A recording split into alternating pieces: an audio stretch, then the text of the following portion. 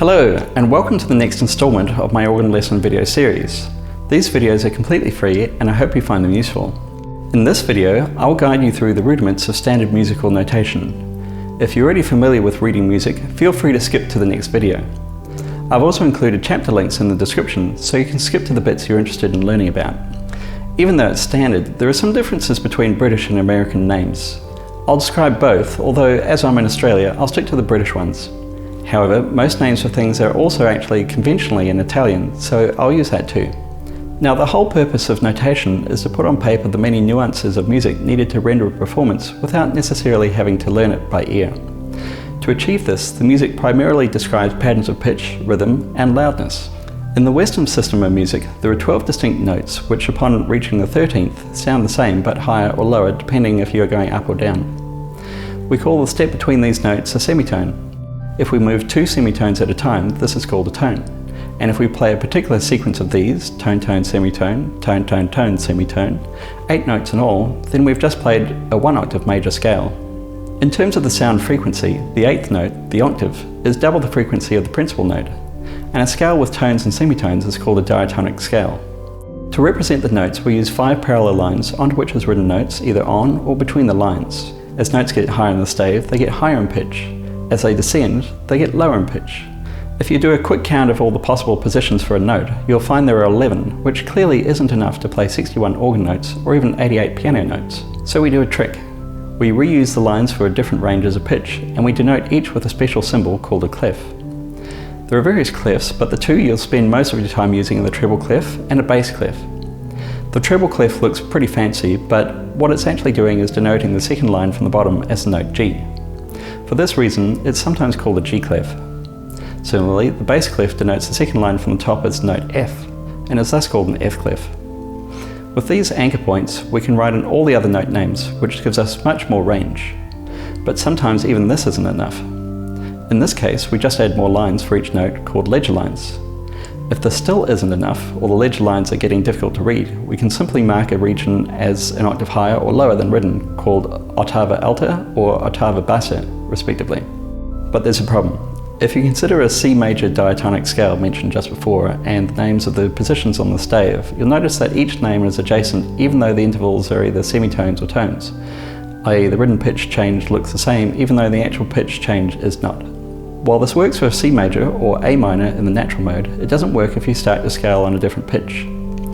So just like languages that added accents to modify the alphabet to make different sounds, musical notation adds symbols before notes to modify the pitch up or down to get those missing semitones. It's weird when you think about it this way, but you get used to it. These symbols are the hash and the small b, called sharp and flat, respectively. Another symbol, sort of a combination of both, the natural, cancels the effect of either. There are a few other variations, but these are the main ones, and are collectively called accidentals.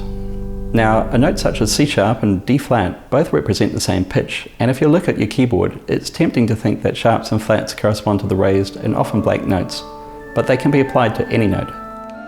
Thus, E sharp is F, and F flat is E. It makes sense, but it just takes a bit of getting used to. So with accidentals, we can write a scale starting on any note, and when we do this, a pattern emerges. If we start a new scale on the 5th note of a scale, we have to sharpen the 7th note. If we continue, our scale gains more and more sharps. If we instead started a new scale on the 4th note, we have to flatten every 4th note.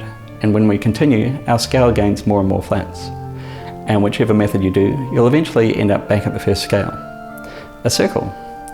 Alternatively, instead of going up in 4ths, you could also go down in 5ths, which is the same thing. Thus, this pattern is called the circle of 5ths and denotes all the accidentals needed for scales in every key. Now, getting back to our notation, when we're playing in a particular key, we don't want to have to write the same accidentals over and over, so we write the complete set at the start of each line, or wherever it changes. This is called the key signature, and the accidentals are always written in their order as per the circle of 5ths. Note that when the key signature removes all accidentals, the previous key signature is written as naturals. Sometimes, the previous key signature is always written as naturals regardless. It depends on the music publisher's style. That's probably enough about accidentals for now. Let's talk about rhythm. Music generally has a certain feel to it in the speed and way that it moves. Relative to this tempo, the notes and silences between them have varying durations. We indicate the notes using note heads, which we've seen already are placed precisely on the stave. The longest value note is called a breve, which is written with double lines around it. If we halve the duration, we get the next longest note, the semi-breve, which is far more common. If we halve this again, we get a minim, which is a hollow note head with a stem. Halving again gives the crotchet, which fills in the note head. If we halve this again, we get a quaver, which adds a flag to the stem. Halving again to make a shorter note gives us the semiquaver, which gains another flag. Beyond this is the demi-semiquaver and hemi-demi-semiquaver. For silences which don't have any pitch, we use cymbals placed in the middle of the stave called rests. The breve rest occupies the entire space, the semi-breve rest hangs down, the minim rest sits on a line. Crotchet rests have this weird squiggle, but are sometimes also written as backwards sevens, which is unfortunate because quaver rests are written like a 7, which can be confusing. Quaver and shorter rests gain additional flags. If we need a longer duration, we can do either or both of two things. If we add a dot after the note or rest, then we add half the duration again. So a dotted crotchet becomes the same duration as 3 quavers. A dotted crotchet rest becomes the same as 3 quaver rests. Alternatively, we can tie notes together, which means there is no break between them. In America, these durations go by other names. We have the double note, whole note, half note, quarter note, eighth note, 16th note, and so on. Likewise for rests. While the British names may seem a bit random, the American names make a lot of sense, as you'll see in a second. Music is about patterns. We humans enjoy listening to things that have a rhythmic feel, such as a waltz that's in groups of 3. This is notated by grouping all the notes into groups of 3 beats separated by a line. The group is called a bar, and the line is called a bar line. A bar is also often called a measure, which is probably the more logical name. Either way, the number of beats in each bar is the same.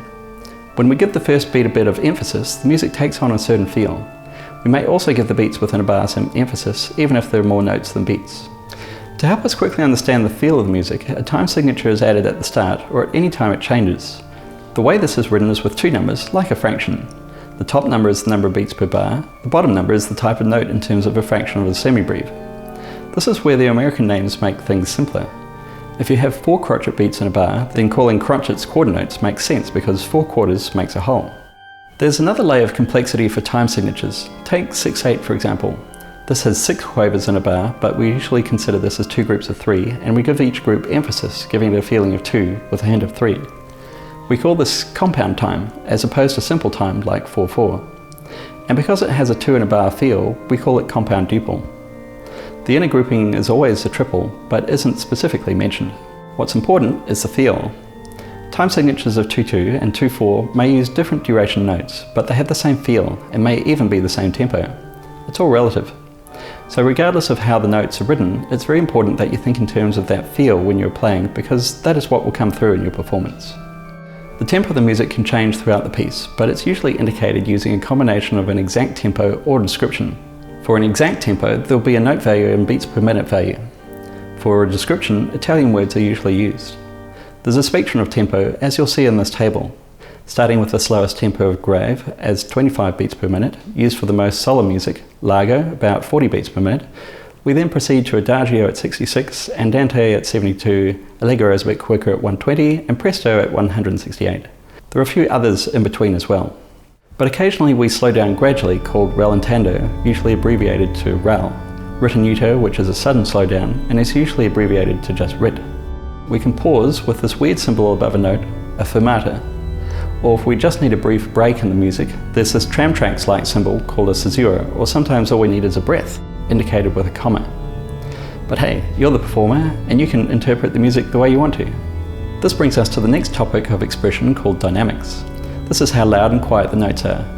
There's a spectrum of names, as shown here. We use the Italian abbreviations for pianissimo, meaning very quiet, piano, meaning quiet, mezzo piano, or moderately soft, mezzo forte, or moderately loud, forte, or loud, and fortissimo for very loud. Some music calls for even quieter or louder notes by adding more P's and F's. On the organ, you can achieve different loudness levels by various means, such as the kind of stop, being a naturally softer or louder pipe, fewer more stops together, or the use of the swell pedal, if the pipes are in a swell box. Where the music calls for a gradual increase or crescendo, or conversely a gradual decrease or decrescendo or diminuendo, indicated by hairpin lines, you'll find the use of the swell pedal invaluable. You may also use the crescendo pedal, which adds more and more pipes, but this isn't as smooth as the swell pedal. The last topic is about articulation and phrasing.